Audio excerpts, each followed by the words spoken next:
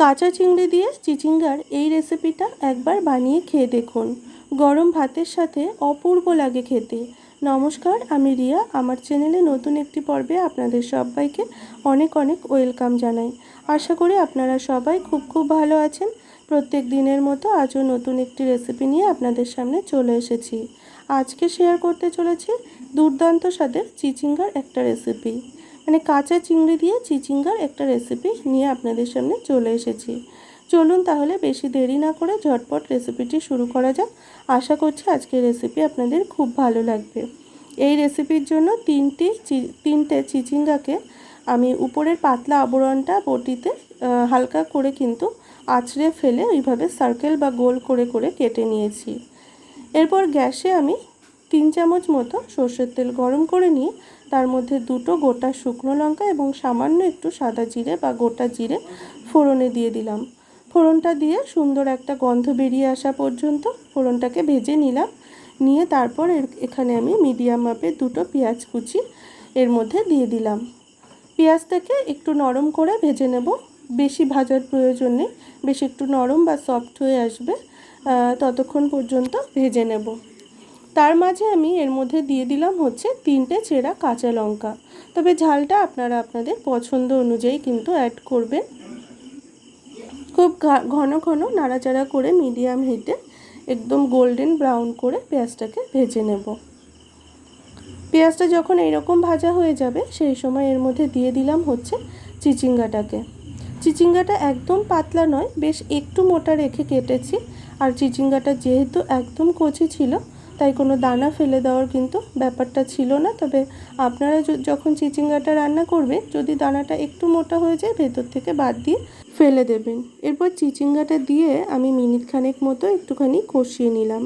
নিয়ে তারপর এর মধ্যে দিয়ে দিলাম স্বাদ অনুযায়ী লবণ, হলুদ গুঁড়ো এবং সামান্য একটু লঙ্কা গুঁড়ো।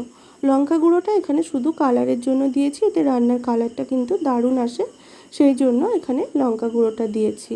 দিয়ে খুব ভালো করে মিক্স করে নিয়েছি। খুব ভালো করে মিক্স করে নিয়ে আমি 2 থেকে 3 মিনিটের জন্য ঢাকা দিয়ে দেবো। একদম মিডিয়াম হিটে কিন্তু একটু রান্না করে নেব, এতে করে চিচিঙ্গাটাও অনেকটা সফট হয়ে যাবে।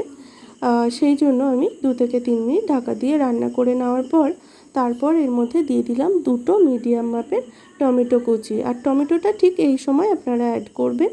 টমেটোর জন্য কিন্তু রান্নার কালারটাও খুব সুন্দর আসবে আর খেতেও কিন্তু দারুণ টেস্ট হবে এই চিচিঙ্গাটা। টমেটোটা দিয়ে খুব ভালো করে মিক্স করে নিয়ে আবারও আমি 2 মিনিটের জন্য ঢাকা দিয়ে রান্নাটা করে নেব, এতে করে টমেটোটাও অনেকটা গলে যাবে। 2 মিনিট ঢাকা দিয়ে রান্না করে নেওয়ার পর ঢাকাটা খুলে তারপর এর মধ্যে দিয়ে দিলাম বেশ খানিকটা হলুদ লবণ মাখিয়ে নেওয়া চিংড়ি, কাঁচা চিংড়ি। চিংড়ি ভেজে দিলে যেমন একরকম স্বাদ হয়, আর কাঁচা দিলে কিন্তু স্বাদটা আরও বেশি দুর্দান্ত হয়। চিংড়ি মাছটা দিয়ে খুব ভালো করে এই চিচিঙ্গার সাথে মিশিয়ে নিলাম। আর এই পর্যায়ে খুব ভালো করে চিংড়িটা দিয়ে মিশিয়ে নিয়ে এখানে আমি 1 কাপ পরিমাণ জল অ্যাড করব।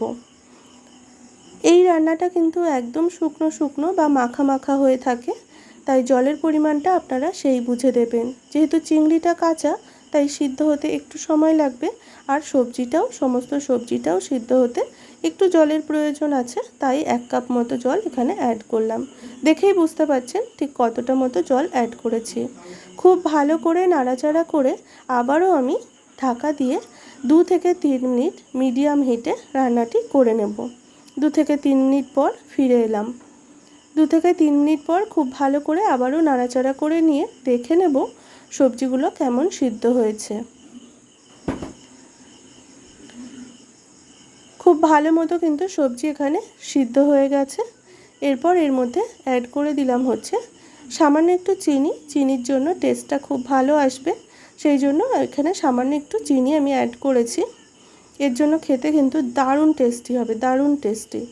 মিক্স করে নিলাম চিনিটা দিয়ে, তারপর আবারও ঢাকা দিয়ে আমি 2 থেকে 3 মিনিট, যতক্ষণ না একদম শুকনো শুকনো হয়ে আসছে ততক্ষণ পর্যন্ত ঢাকা দিয়ে রান্না করে নিলাম।